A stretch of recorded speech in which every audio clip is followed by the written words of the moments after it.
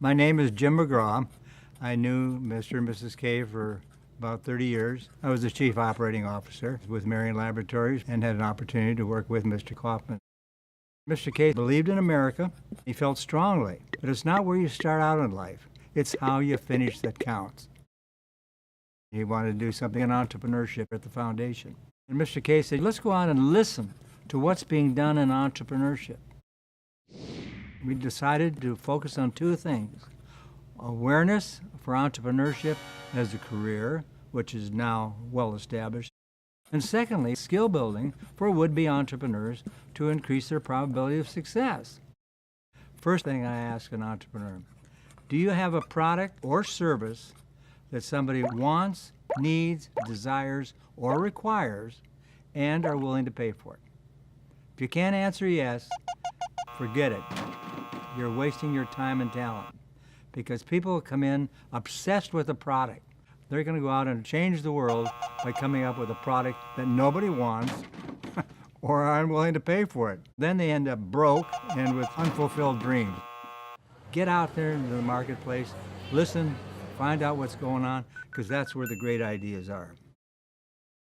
When you're starting a company, you have to be able to convey to whoever you're trying to hire that you are talented yourself, you're not some crazy hoot that's going to take the business right over the cliff, but you are sincere, you're wanting to build a business, you want to bring the right people on at the right time.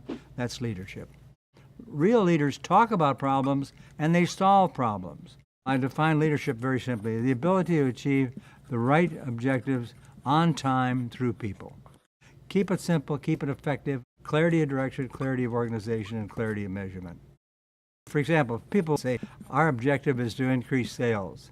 That's not an objective, that's a wish list. You have to be specific. We're going to increase sales by $1 million.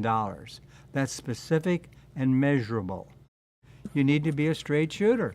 You force people to analyze their situation and be honest with themselves. It's not that complicated, but people make it complicated because they don't deal with the obvious basic questions. Are we on target? If not, why not? And what the hell are we doing to get back on plan? Clarity of direction, clarity of organization, and clarity of measurement. The greatest predictor of entrepreneurial success is grit. G-R-I-T, grit. If the person has it, he or she has a higher probability of success. You have to be callous to defeat.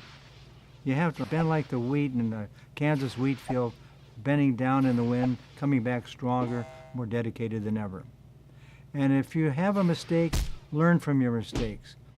Attitude determines outcome. If you have the right attitude, usually you'll find your way to the right solution.